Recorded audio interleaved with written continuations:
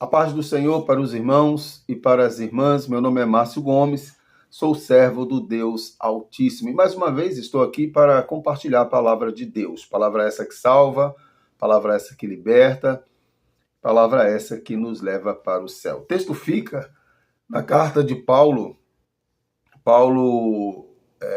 escrevendo à igreja de Colossos, capítulo de número 3, versículo de número 12, a partir do versículo número 12. Diz assim: Revesti-vos, pois, como eleitos de Deus, santos e amados, de terno afetos de misericórdia, de bondade, de humildade, de mansidão e longanimidade. Suportai-vos uns aos outros, perdoai-vos mutuamente, caso alguém tenha motivo de queixa contra outrem, assim como o Senhor vos perdoou, assim também perdoai vós. Acima de tudo isso, porém, esteja o amor, que é o vínculo da perfeição. Seja a paz de Cristo o árbitro em vosso coração, a qual também fostes chamados em um só corpo, e sedes agradecidos. Habite ricamente em vós a palavra de Cristo, instruí-vos e aconselhai-vos mutualmente em toda a sabedoria, louvando a Deus com salmos, hinos e cânticos espirituais, com gratidão em vosso coração. E tudo o que fizerdes, seja em palavras, seja em ação, fazei-o em nome do Senhor Jesus, dando por ele graças a Deus. Glorificado seja o nome do Senhor. Meu irmão, minha irmã, a carta de Paulo aos Colossos, ela foi escrita por volta de 60, 62 depois de Cristo, né? Foi uma carta enviada, Paulo enviando à igreja de Colossos, né? A igreja de Colossos, ela não foi uma igreja pastoreada pelo apóstolo Paulo.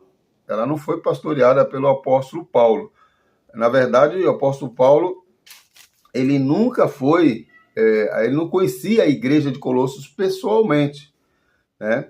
Mas ele sabia o que estava acontecendo na igreja, os ataques que estavam acontecendo na igreja, e ele envia esta carta aos Colossos, né? A igreja de Colossos estava sendo atacada, meu irmão, minha irmã, por pessoas, né, que começou a surgir aquele movimento do gnosticismo, né, dentro da igreja, que tinha supervalorização, né,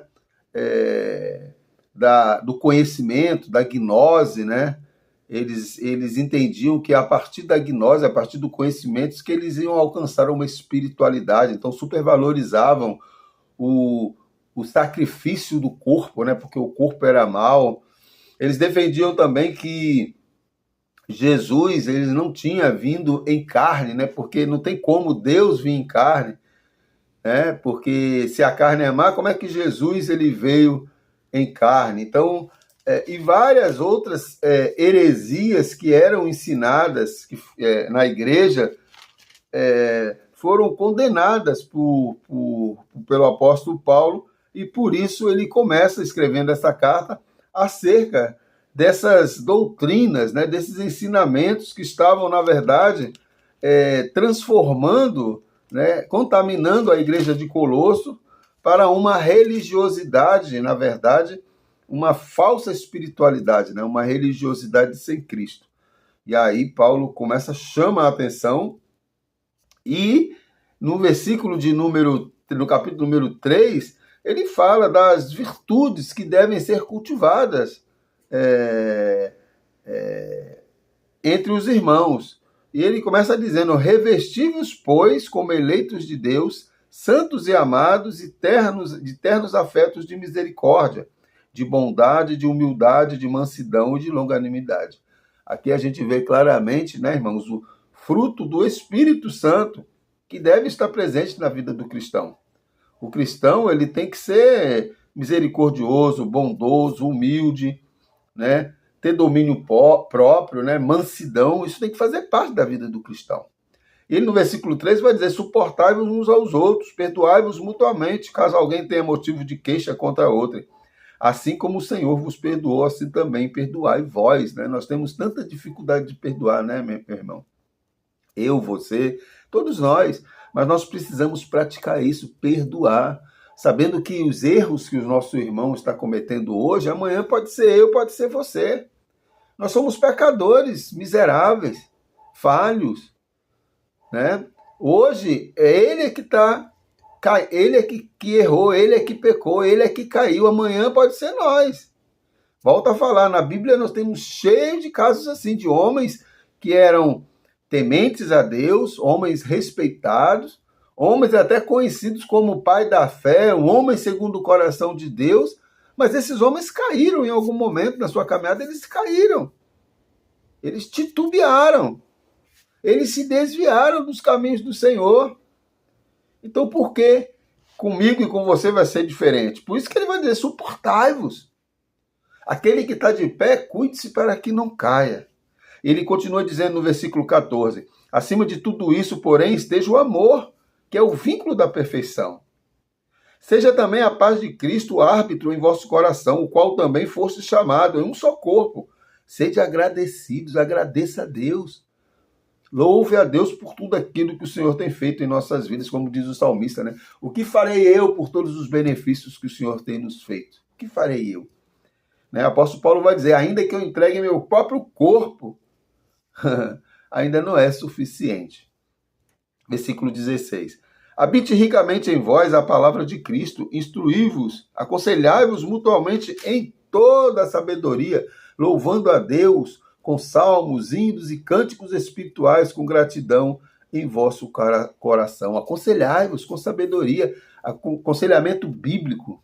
Né? Nós precisamos aconselhar os nossos irmãos biblicamente. O que é que a Bíblia diz sobre isso, meu irmão, minha irmã? Não é a minha opinião, o que eu acho, o que eu penso, não. O que a Bíblia diz acerca disso? E ele fecha o versículo 17, dizendo assim, tudo o que fizerdes, seja em palavra, seja em ação, fazei em nome do Senhor Jesus, dando por ele graças a Deus e Pai. A melhor forma de nós combatermos, meus irmãos, as heresias que estão surgiam no primeiro século, com uma visão gnóstica, mas hoje tem vários gnósticos por aí, né? Hoje tem várias heresias por aí, só mudou a capa, mas são as mesmas heresias que estão surgindo por aí e muitas outras. Como nós vamos combater isso?